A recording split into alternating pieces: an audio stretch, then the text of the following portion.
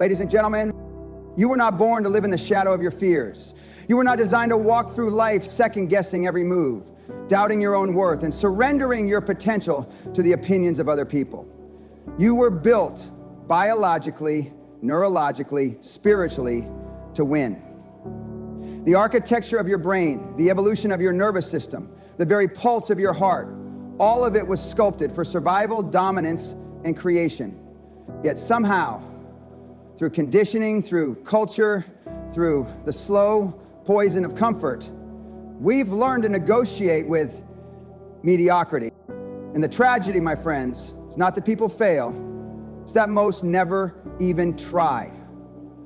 They talk about their dreams as if they're discussing someone else's life. They bury their ambitions under excuses that sound reasonable. They've mistaken being realistic for being smart. But let me tell you something that may sting. Being realistic has killed more dreams than failure ever has. Now, when I say believe in yourself, I'm not talking about some fluffy Instagram growth kind of belief. I'm talking about the kind of belief that is built through blood, discipline, and repetition. The kind that lives inside your neurons, not just your mouth. Because belief, neurologically speaking, is not an emotion, it's a pattern. It's a rewired circuit in your brain that fires automatically when the world tests you. It's your nervous system's commitment to yourself. You see, every time you doubt your potential, you're not just being humble, you're training your brain to distrust its own capacity for adaptation. The human brain has something called neuroplasticity, the ability to rewire itself through experience and repetition. When you constantly feed it stories of inadequacy, when you tell yourself, I can't, or maybe later, or it's too hard, your brain literally sculpts itself to obey that command. It becomes more efficient at producing hesitation. That's not philosophy, it's neuroscience. On the other hand, when you consistently take action, even small, uncomfortable action, you're teaching your brain that you are in control. Every act of courage, every difficult decision, every morning that you get up when you don't want to, reinforces a neural network of dominance. That's what belief is. It's not thinking positive. It's training your biology to obey your vision. People often ask me, but what if I fail? Let me make something clear. You're supposed to fail. The human nervous system evolved through trial and error. Every great adaptation, from walking upright to speaking language, came through countless mistakes. Failure isn't the opposite of success, it's the forge that creates it. When you fail and adapt, your brain doesn't punish you, it rewards you. It strengthens the circuits of resilience. But when you quit, when you give up and stop, you teach your brain that discomfort equals death. And then every challenge feels impossible because your body associates uncertainty with danger. That's why people stay stuck. It's not that they don't have potential. It's that they've conditioned their biology to panic in the face of growth. Their nervous system can't tell the difference between a physical threat and an emotional challenge. So when life demands change, their brain screams, "No, stay safe." And they obey. Ladies and gentlemen, let me remind you of something. Your ancestors faced lions, wars, starvation, and darkness. They survived through chaos. You come from bloodlines that refuse to die. You're sitting here breathing because hundreds of generations before you believed, not in comfort, not in guarantees, but in their ability to endure. They didn't have motivation videos. They didn't have mentors or workshops. They had willpower. And now we live in a world where most people panic when the Wi-Fi drops. We've become addicted to comfort. We think success should feel easy, that belief should come naturally. No, belief is a muscle. You don't get it from books or quotes. You build it from suffering, repetition, and proof. You have to put your nervous system through the fire until it stops flinching. That's how champions are built, through friction. Let me tell you a story about a young man I met years ago. He came to me in tears, saying, "I've tried everything. I can't seem to win. I start projects and I quit. I don't trust myself anymore." I looked at him and said, "Of course you don't trust yourself. You've trained yourself not to. Every time you made a promise to yourself and broke it, you weakened your self-trust muscle. He sat there quietly realizing what that meant. I told him, you don't need confidence to act. You need integrity with your own word. Do what you say you will do, even when nobody's watching. That's how belief is born. 6 months later, he came back, same man, but completely different energy. He had built a business, lost weight, rebuilt relationships. And when I asked him what changed, he said something profound. I stopped lying to myself. I stopped waiting to feel ready. I just acted like the person I wanted to become, and eventually my brain caught up. That's neuroscience too. The prefrontal cortex, the part of your brain responsible for decision-making, learns fastest through action, not reflection. The more you do, the more your brain believes you can. It's like building evidence in a courtroom. Every disciplined action becomes proof that you are capable. Over time, belief isn't a motivational state, it's a biological certainty. But here's where most people sabotage themselves. They confuse belief with emotion. They think they need to feel confident before taking action. No, confidence is the result of action, not the precondition for it. You act first, the feeling follows. You want to feel powerful? Then keep your promises, confront your fears, and follow through when it's uncomfortable. You want to feel unstoppable? Then stop negotiating with your potential. There's a beautiful study that shows when humans experience fear or anxiety, the same areas of the brain light up as when we experience excitement, the amygdala and hypothalamus. The only difference between fear and excitement is the story you attach to it. The physiology is the same. So the next time your heart races before a big opportunity, don't say, I'm scared. Say, I'm ready. You're not lying to yourself. You're reprogramming your biology to serve your vision. I've worked with high performers, athletes, and entrepreneurs who've achieved extraordinary things. And do you know what they all have in common? They don't let their emotions vote. They respect their emotions, but they don't obey them. They understand that fear, doubt, and insecurity are part of the human operating system, not signs of weakness.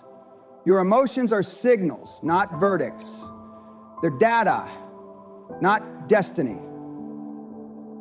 Okay, we live in an age where comfort has been glorified and accountability has been demonized. People want the reward without the repetition, the outcome without the obsession. But belief, real, unshakable belief, is not born in comfort. It's born in confrontation. You want to believe in yourself? Then put yourself in situations that test you, because pressure reveals truth. When life squeezes you, whatever's inside you will come out. Let me give you a neuroscientific truth. The brain doesn't grow through success. It grows through resistance. The myelin sheath, the layer that insulates your neurons and makes you perform better, thickens only through intense, repeated effort. That's how mastery is built. That's how belief becomes instinct. You can't meditate your way to belief. You earn it through work. People often misunderstand belief as a form of arrogance. They think believing in yourself means ignoring your flaws. No. It means acknowledging your flaws and choosing to rise above them. It means looking at your limitations dead in the eye and saying, you don't define me. Self-belief is not delusion, it's defiance. It's a refusal to surrender your identity to circumstances. Let me ask you a hard question. When was the last time you kept a promise to yourself without validation, without recognition, without applause? Because that's where belief is built, in private. You can't fake self-trust. The world will always mirror the truth you carry inside. If you doubt yourself internally, no external validation will ever be enough. You'll keep chasing approval and wondering why success feels hollow. But when you believe, truly, deeply, the world bends around your conviction. You are going to win. But you have to decide that you're going to win. Not hope, not wish, not wait. Decide. Decision comes from the Latin decidere, which means to cut off. When you decide, you cut off every other possibility except victory. That's the level of belief I'm talking about. The kind that leaves no room for escape routes. Because as long as you have a plan B, you're telling your brain that failure is acceptable. Now, I know some of you are thinking, but what if I'm not special? What if I don't have what it takes? Let me remind you, there is no special. There's only condition. Every person you admire, every icon, every genius, they're just people who condition their nervous systems differently. They learn to interpret fear as feedback, pain as progress, and uncertainty as opportunity. You can recondition yourself the same way. It starts with one belief: I am capable of change. That's it. That's the seed. From there, you act. You act before you feel ready, before you understand everything, before it makes sense. Because belief doesn't come from knowing, it comes from doing. And when you act, something remarkable happens. Your brain begins to rewire itself around that new identity. Every time you face fear and move anyway, every time you do what you said you would do, the brain releases a neurochemical cocktail. Dopamine, norepinephrine, serotonin, that reinforces that behavior. It's the brain's way of saying, yes, this is who we are now. Over time, you start to crave discipline the way you once craved comfort. You start to feel restless when you're not growing. That's how transformation becomes addiction, the good kind. But you have to understand, belief isn't magic, it's mechanics. It's not about pretending everything is perfect. It's about commanding your mind to move in the direction of your goals, no matter what's happening around you. It's a conscious, biological, and emotional alignment toward victory. Think of belief as the governor of your nervous system. It decides whether you're surviving or evolving. Let's talk about winners for a moment. Real winners don't have more time, more talent, or more luck. They have more belief. And belief drives behavior. When you believe you're gonna win, your decisions change. Your energy shifts. You start saying no to distractions, to drama, to average people who drain your fire. You start focusing like a laser, and neuroscience backs this. The brain's reticular activating system, RAS, filters reality based on what you believe. If you believe you're capable, your brain literally filters opportunities that align with that identity. But if you believe you're unworthy or unlucky, your brain filters proof of that instead. That's why people say you see what you believe, because your brain doesn't show you reality. It shows you your version of reality. So when I say believe in yourself, I'm not asking you to dream. I'm asking you to reprogram your sensory perception of life. I'm asking you to train your RAS to see opportunities where others see obstacles. That's why people who've lost everything can rebuild from nothing, because their belief filters are locked on victory. They don't see scarcity, they see possibility. Now let me tell you a story about a man named Thomas. He was an engineer who lost his job at 45. Wife left him, savings gone, confidence shattered. He told me once, I feel invisible. I don't think I'll ever bounce back. And I said, good. You're in the perfect place to rebuild. He looked at me confused. I said, when everything collapses, that's when you finally get to meet the version of yourself you've been hiding from. You've been running from discomfort your whole life. Now it's time to face it. I challenged him to spend 1 hour every morning studying something new, anything that ignited curiosity. 6 months later, he had developed a system that improved energy efficiency in small factories. 2 years later, he built a company that employed over 100 people. When I asked him what changed, he said, I stopped believing in who I was and started believing in who I could become. That, ladies and gentlemen, is the science of belief in action. His external world changed because his internal model changed first. Now let's talk about the enemy of belief, self-doubt. Self-doubt is not evil, it's a signal. It's your brain's way of asking for proof. The antidote to doubt is not motivation, it's evidence. You build that evidence through disciplined execution. The brain learns through reference points. Every time you follow through, you give your mind a reference that says, I can trust myself. Stack enough of those references and belief becomes automatic. But the opposite is also true. Every broken promise weakens your reference bank. That's why procrastination feels so heavy. It's not laziness. It's the weight of self-betrayal. You think you're tired because of work? No. You're tired because your soul is exhausted from carrying the burden of promises you've never kept. You keep telling yourself, tomorrow I'll start, next week I'll change. And your subconscious is watching, silently concluding, you don't mean it. That's why you don't believe in yourself, not because you're incapable, but because you've created a pattern of self-abandonment. You want to rebuild belief? Start by keeping your word, not to others, to yourself. Wake up when you said you would, train when you said you would, speak truth when you said you would. Integrity is the foundation of belief. Without it, you're building castles on sand. You are going to win, but not by waiting for belief to appear. You're going to build belief brick by brick through consistent, uncomfortable action. That's how the greats did it. Do you think Michael Jordan woke up every day believing he was the best?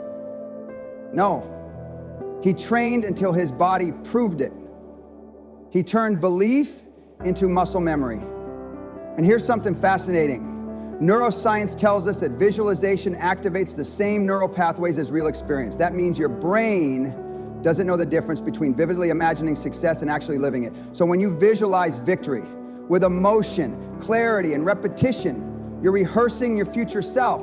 You're giving your nervous system a map. But visualization alone is useless without execution. You can't dream your way to success. You have to act your way there. Belief is born in the dark, in those silent, lonely hours when nobody's cheering, when nobody believes in you yet. That's when the foundation is laid.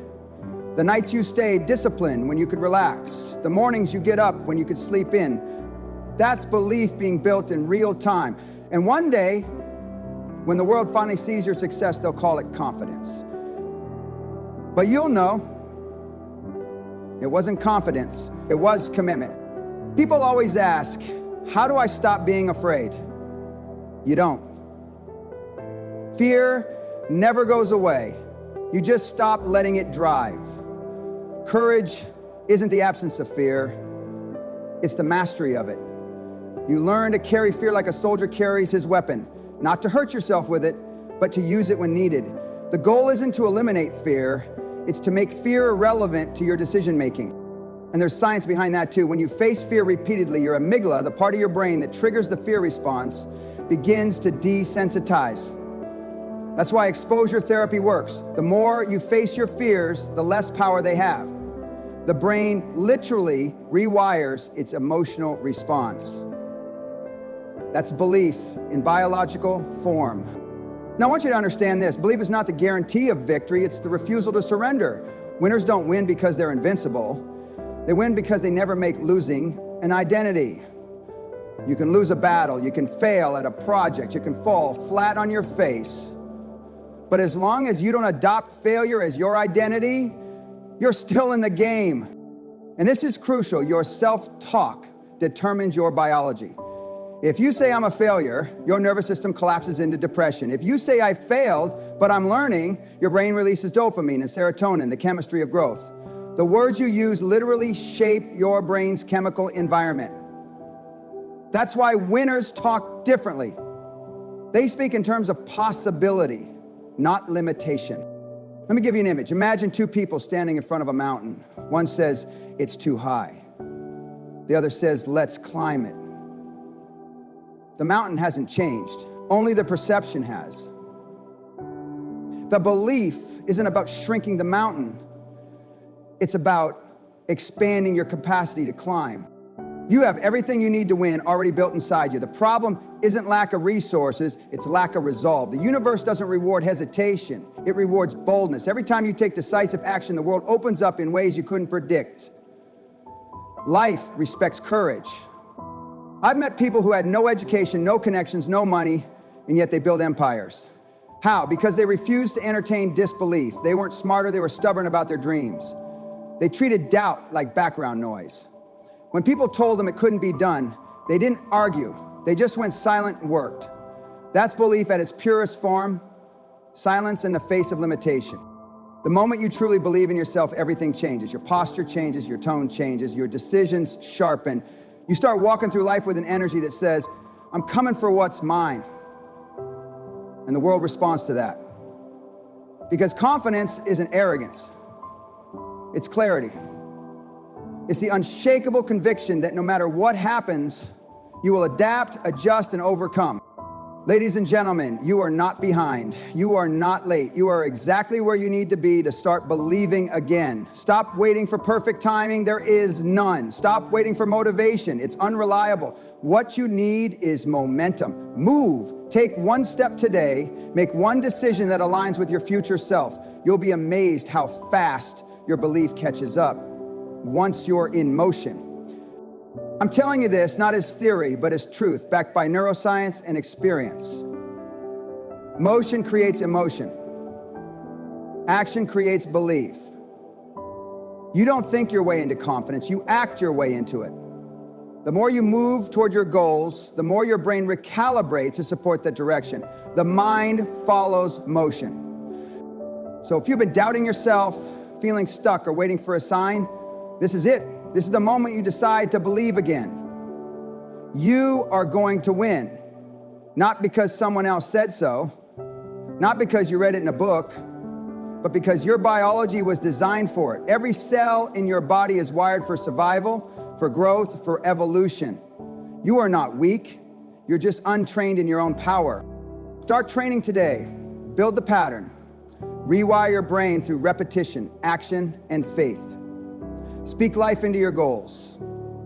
Move even when it's hard. And remember, belief is not the finish line, it's the ignition. Once you light it, there's no turning back. The world doesn't belong to those who have talent, it belongs to those who have belief. And you already have everything it takes to win. So stop doubting, start deciding. The battle is not out there, it's in here. And once you conquer this, the mind, the voice, the hesitation, victory becomes inevitable. Now go out there and prove your brain right. Because you, my friends, are going to win, not someday, but starting right now.